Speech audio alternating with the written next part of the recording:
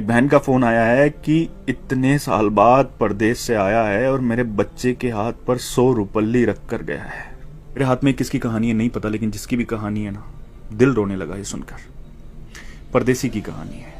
10 साल हो गए थे परदेश में काम करते हुए। पहला साल कर्ज उतारने में और दूसरा तीसरा साल बहन की शादियों की भेंट चढ़ गया। चौथे साल कुछ करके आने का सोचा तो पापा की तबीयत खराब हो गई, नहीं आ पाया। यहां तक कि पापा दुनिया छोड़कर चले गए तब भी नहीं आ पाया। बूढ़ी माँ घर में अकेली थी। आने का सोचा लेकिन कोई बचत नहीं थी, तो फिर परदेश से हिम्मत नहीं हुई कि इतने साल परदेश में रहकर खाली हाथ कैसे जाऊं। लेकिन माँ की जिद और बहनों ने कहा कि भाई आ जाओ, हमें कुछ नहीं चाहिए, बस आ जाओ कहा तो हिम्मत बढ़ी। कुछ उधार लिया, कुछ पास था जिससे टिकट करवाया और वापस ये सोचकर आ गया कि अब कोई बड़ी जिम्मेदारी तो है नहीं, यहीं पे कुछ कर लेंगे। आने के दूसरे दिन बहन से मिलने गया। बहन बच्चों वाली हो चुकी थी। आते वक्त भांजे के हाथ पर 100 रुपए रखकर वापस हुआ। दूसरी बहन के यहाँ पहुंचने पर पास के पैसे भी खत्म हो चुके थे, लेकिन ये उम्मीद थी कि ये बहन ज्यादा नजदीक है, कुछ नहीं बोलेगी। वहां से वापसी पर भांजे के हाथ पर कुछ नहीं रखा और जब घर पहुंचा तो मां ने बताया कि एक बहन का फोन आया है।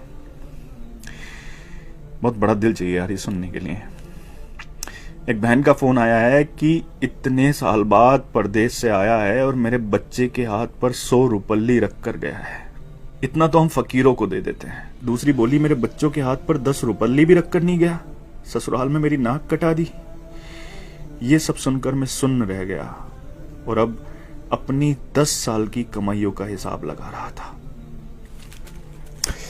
अरे यार, अगर पुराना घर छोड़कर नए घर में भी चले जाओ ना तो ख्वाब हमेशा पुराने घरों के आते हैं।